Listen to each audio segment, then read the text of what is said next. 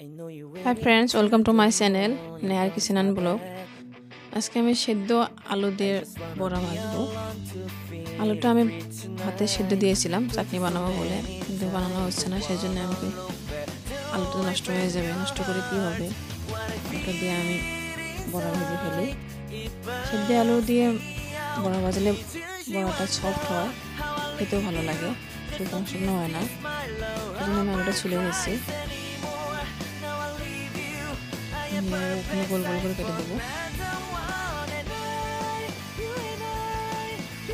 গোল গোল করে কাটছি আমি, একটু মোটা মোটা করে কাটছি আমি।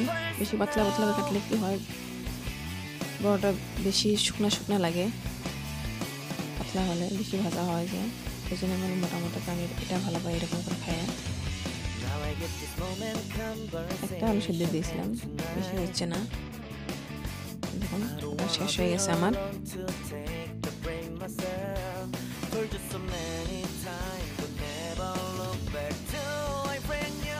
আলু বড়া তো গরম গরম ভাত দিয়ে খেলে বহুত মজাদার হয়।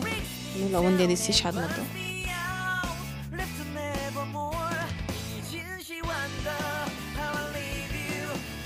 হলুদ গুঁড়ো দিয়ে দিচ্ছি,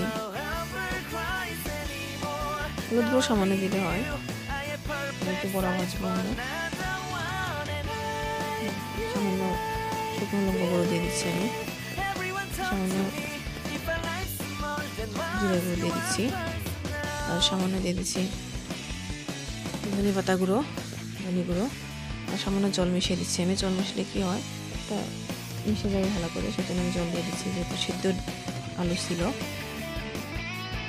সেজন্য আমি জল মিশিয়ে দিচ্ছি। দেখুন ভালো করে মিশিয়ে দিচ্ছি, মেশানো হয়ে গেছে। আমি গ্যাসটা অন করে দিচ্ছি, এই তাওয়াটা দিয়ে দিচ্ছি আমি।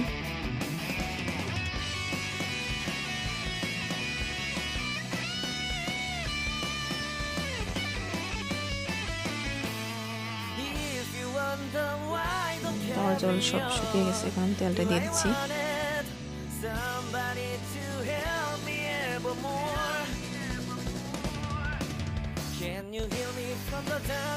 তেল গরম হয়ে গেছে, এখন আমি আলু দিয়ে দেবো একটা করে, সবটা দিয়ে দিচ্ছি আমি। কে আলুর বড়া ভালোবাসেন কমেন্টে নিশ্চয় জানাবেন। আমি তো ভীষণ ভালো পাই আলুর বড়া, গরম গরম ভাত দিয়ে বেশ মজাদার হয়। আলুর বড়া, ডাল, সঙ্গে পাঁপড় থাকলে আর তো বেস্ট হয়।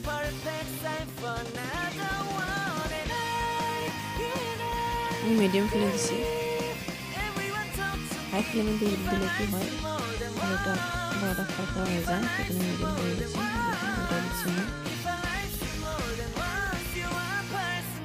যেহেতু সেদ্ধ আলু, সেজন্য তাড়াতাড়ি হয়ে যাবে, বড়াটা সেদ্ধই ছিল আগের থেকে।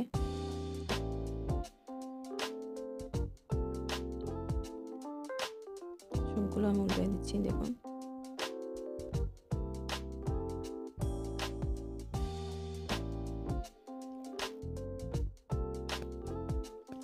অল্প তেল দিয়ে দিচ্ছি, তেল কম হয়ে গেছিল, যেহেতু সেদ্ধ হলো সেজন্য অল্প তেল বেশি লাগছে, না হলে নিচে লেগে ধরে।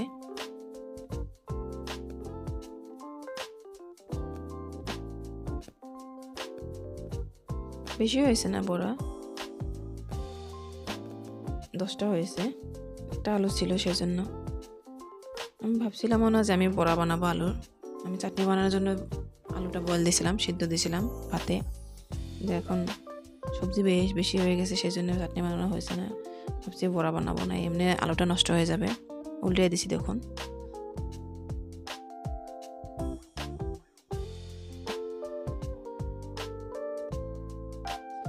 বড়াটা অলমোস্ট হয়ে গেছে আমার।